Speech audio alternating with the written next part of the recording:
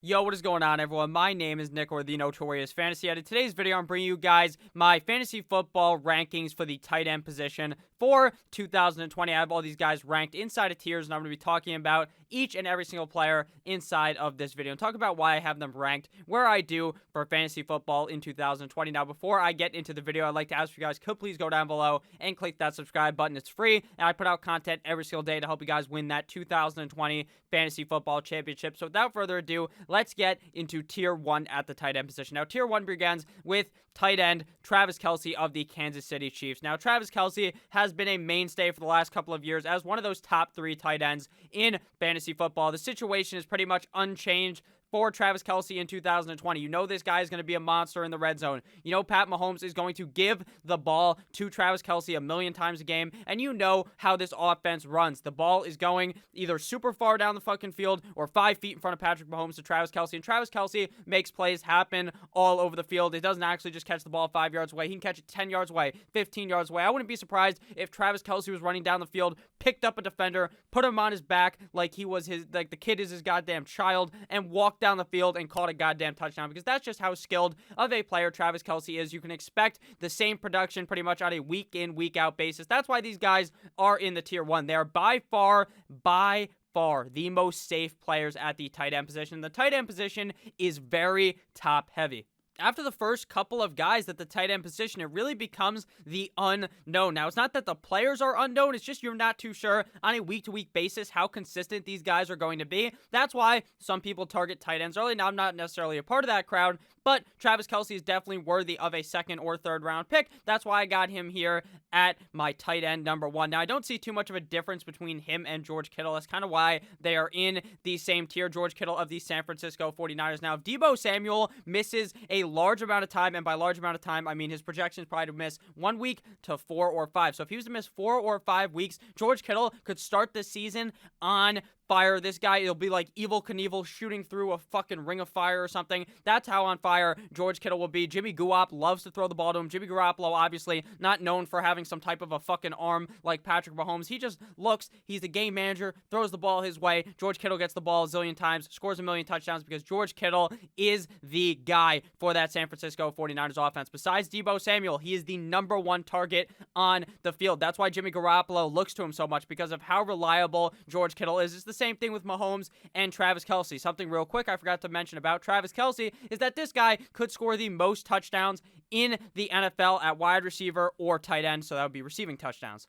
Now, I am a betting man, so sprinkling a little bit of money on him to be the receiving touchdown leader would not be all that surprising. If George Kittle was the receiving touchdown leader, I wouldn't be surprised either. Considering how effective the 49ers are in the red zone, you literally, all you have to do is do a fucking play action, because they run the ball so much, and you just dunk it over, you just hit him with a dink and dunk, and you throw it to George Kittle, and then bang, that's a touchdown every single time. Both of these guys are going to be very, very safe on a week in, week out basis. Obviously, Travis Kelce on a more pass-heavy team, but it doesn't seem to matter for George Kittle. Even on a team that's going to run the ball a lot, George Kittle is still so involved in that offense. So I got him inside of tier 1 as my tight end number 2. Now onto tier number 2 at the tight end position. Now we get a little bit larger. We went from 2 players to 4, and this is tight end 3 through number 6. Now, if you guys know me, you know I love Mr. Mock Andrews of the Baltimore Ravens. I talked this guy up all of last season, and by God did he perform. This guy scored a zillion touchdowns last season. This guy did not get all that many yards. His touchdown total really elevated his point total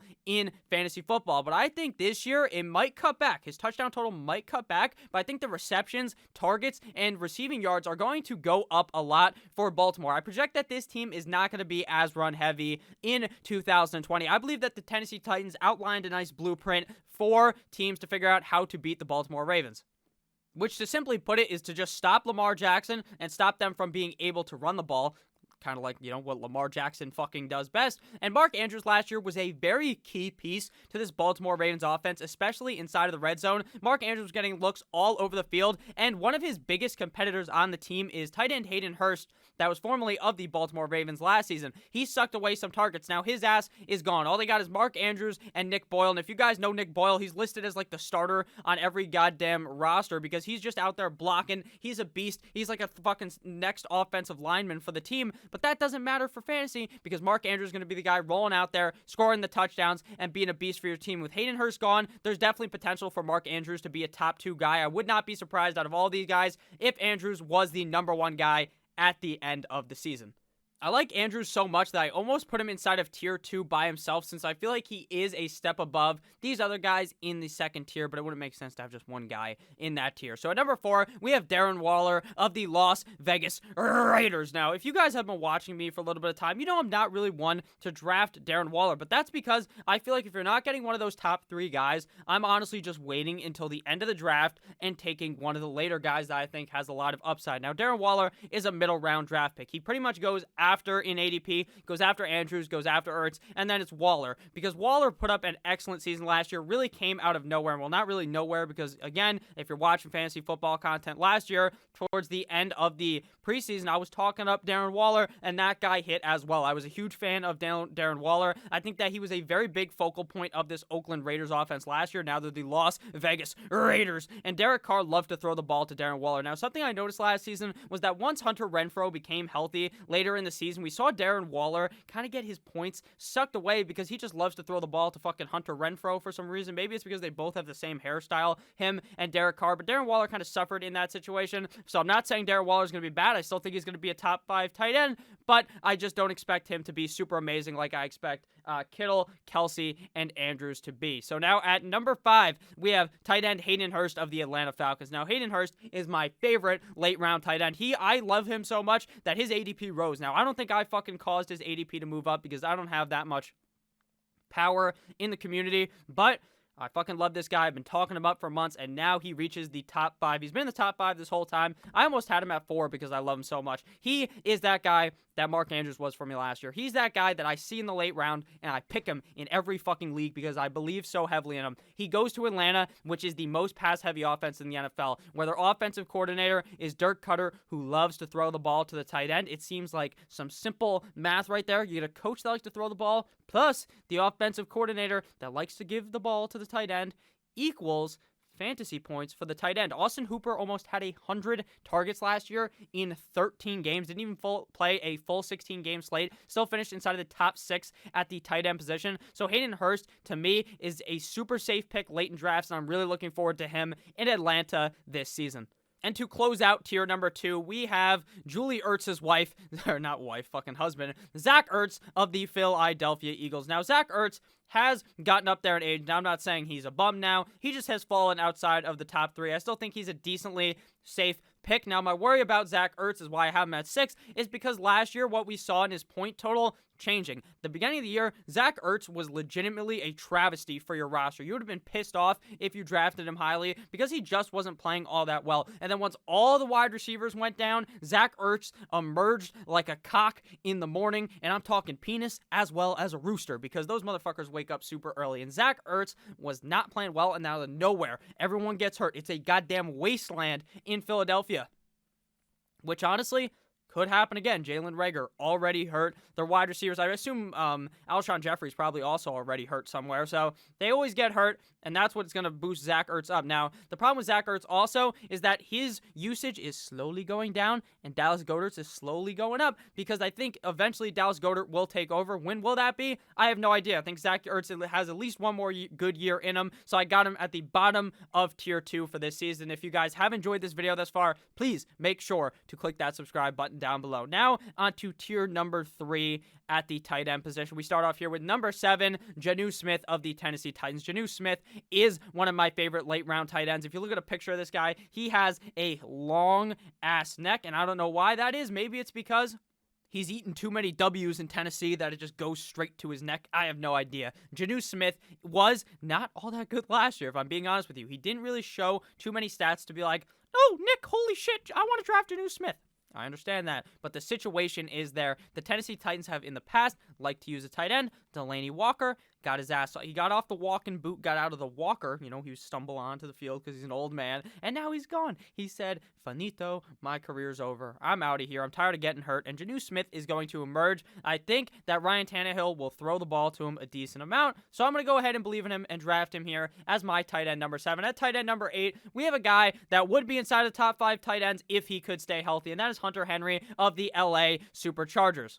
Now, he no longer has the tight end king, Philip Rivers. You know how much Philip Rivers likes tight ends? You should know because the motherfucker has 9 kids. Get it? Winky face, winky face. Hunter Henry is a beast. This guy is a freak of nature, an absolutely huge unit of a man who's going to be scoring a bunch of touchdowns, but without Philip Rivers, with the uncertainty at quarterback, I could not reasonably rank him inside of the tier 2 at the tight end position, even though as athlete-wise or tight end-wise, like in real life, he would be up there. At number 9, we have Tyler Higbee of the LA Rams. Now, Tyler Higbee came out of fucking nowhere. It took injuries to happen, but then Higbee God is out there for the LA Rams, and last season, that was because towards the deep end of the season, they committed to not the 1, but the 2 tight end set in LA, which really showed the emergence of Robert Woods and Tyler Higbee in this offense. I see a similar outcome in 2019 of the use, or in 2020 of the use of the 2 tight end set, which will obviously boost up Tyler Higbee. I think that Higbee played very well last season. I don't expect him to be like a top 3 guy in points per game like he was deep down in the season, but I do project a solid season for Tyler Higbee, and that's why I got him as tight end number 9 in 2010, or in 2020. At number 10, we have Mike Gesicki of my Miami Dolphins. I love me some licky on my Gesicki. Now, Gesicki had an excellent season down the stretch, but this was due to Preston Williams getting hurt. Now, right now in practice, Preston Williams looks healthy. He looks phenomenal, and he looks ready to go. So I am worried about Mike Gesicki. I'm worried about the fact that Preston Williams just sucks all the targets in like that SpongeBob guy who goes and all the fucking burgers fly into his mouth. If you guys watched that when you were a kid, I'm not sure how old all you guys are, but I used to watch that as a kid. This guy is a fucking beast, though, when he was getting targets. So the question is, will he get targeted by Ryan Tannehill? Not Ryan Tannehill, by Ryan Fitzmagic? I sure hope so. As a big fan of Mike Gesicki, I project that he should be fine this season. I just don't want to overrate him due to the fact that we're not too sure what's going to happen at the beginning of the season if Williams is going to suck away those targets again, and what happens once Tua becomes the starting quarterback of the team. At number 11, we have Dallas Goedert of the Philadelphia Eagles. Now, I did talk about Zach Ertz's demise in snap share and Dallas Goedert's ascendance in snap share, and that's why I got him at tight end number 11. Those wide receivers on the team, like I said earlier, are as injury prone as it gets, so don't be surprised if Goedert and Ertz are the only healthy pass catchers on this team 9 weeks into the season. Now, Goedert's definitely a sneaky one because in most situations, you're not going to want to draft the second tight end on a team ahead of a guy that is the number 1 tight end on other teams, but I like Dallas Goedert a lot. I definitely think he's super safe later in drafts, so I like him here as my tight end number 11. At tight end number 12, we have Eazy-E Evan Engram. Now, Evan Engram is by far one of the most freak fucking athletes you've ever seen. This guy is pretty much a wide receiver, but he's just listed as a tight end. I don't know, but the guy's a fucking beast. The problem with him is injury. Just like with Hunter Henry, this guy just cannot stay out of the injury tent. Now, Hunter Henry actually can because he still plays like 12 games. Evan Engram will play like 8 or 10 games. Now, that's obviously a huge knock on him and why I don't like to draft him in the middle rounds of the draft. I think he'll be perfectly fine. He'll finish as a top 12 tight end, but will he play every game? In my opinion, no. At number 13, we have Jackie Jack Doyle of the Indianapolis Colts. Now, we talked about Hunter Henry and the love that Philip Rivers has for that tight end, and he brought his sweet ass all the way to Indianapolis to become the starting quarterback of the Indianapolis Colts. And Jack Doyle last year was locked in a box. He had his chastity belt on because Eric Ebron was there. When Ebron was hurt, Doyle was unleashed onto this offense and was balling out. Now, Eric Ebron is out of the equation. He got shipped over there to the Steel Curtain in Pittsburgh, and Jack Doyle is going to have quite a good season. I would not be surprised if he finished inside of like the top 8, strictly off of the immense amount of volume that Philip Rivers provides to a tight end. Philip Rivers has averaged a top 8 tight end over his career in fantasy football, so don't be shocked if Jackie Jack Doyle is that guy in 2020. At number 14, we have Jared Cook of the New Orleans Saints. Now, he is probably the most unsexy pick besides Jack Doyle in this tier 3. Now, I don't really love Jack Doyle. Not Jack Doyle. I love Jack Doyle. I'm not really bought in on Jared Cook all that much, but he's on an awesome offense that is going to be scoring points, and it seems like Jared Cook is just always open in the end zone, so Drew Brees is just heaving it to him. He's catching it. Bada bang, bada boom, a touchdown for Jared Cook. That's just what seems like was happening a lot, so I like Jared Cook here. Don't love him, but hey, he's definitely safe since he's on such a high-octane offense where Drew Brees loves to throw him the ball. Now, tier 4 of the tight end position is brought to you by my friends and my sponsor at Manscaped.com. If you want to have the best-looking family jewels in your league, if you want the tight end one, that Travis Kelce, that George Kittle of nuts, you want to make sure you use Manscaped.com, code Notorious at checkout. You want some ball deodorant? You want that shit smelling A1? Fuego? Make sure to use code Notorious for 20% off as well as free shipping on Manscaped.com. Now, onto tier 3 at the tight end position. Or not tier 3, onto tier 4. Brought to you by Manscaped. Like I said, number 15, Burger King foot lettuce, Robert Gronkowski, Tampa Bay Buccaneers tight end. Big boy Gronk is back in the NFL after retiring last year, after saying, you know what, I'm done with getting concussed. I'm done with, his story after the Super Bowl of how dead he felt. I felt terrible for the guy, but for some reason, Tom called him up. He whispered sweet nothings into his ear, and bang, Gronk's fucking back, baby, and he's in Tampa Bay, one of the most high-octane offenses in the NFL.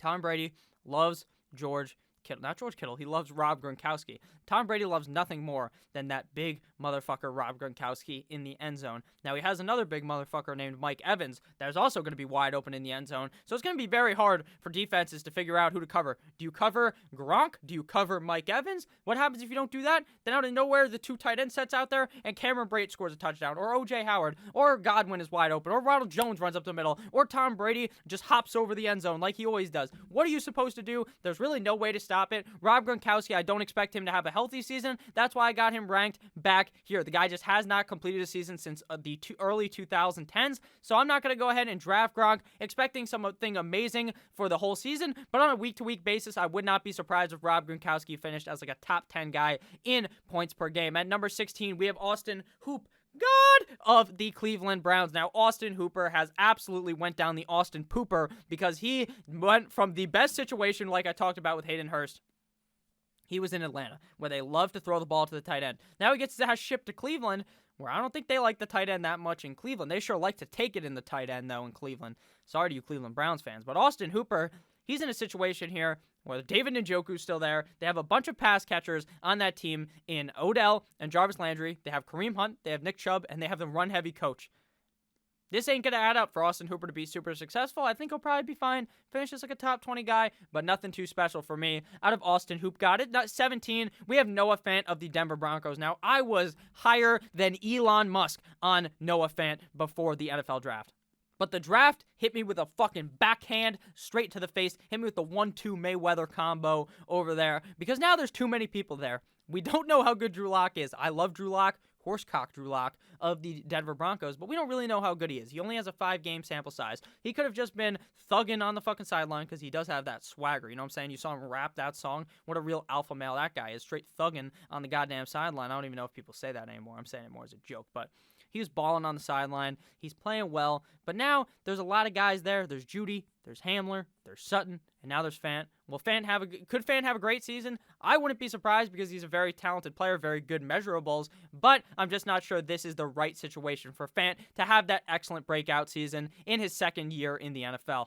At number 18, we have Ian Thomas of the Carolina Panthers. Now, the only hope for Ian Thomas, this is kind of where we're getting into a shit show type of area with Ian Thomas, is that they just use him. They, like, in the past, Greg Olsen was good in that Carolina offense, but now they bring in a new coach. So who really knows what's going to happen there? Ian Thomas has shown promise, though, and Teddy Roosevelt has thrown the ball to tight ends before. So let's just hope he does. Now, at 19, we have Chris Herndon, much more of a sexy pick.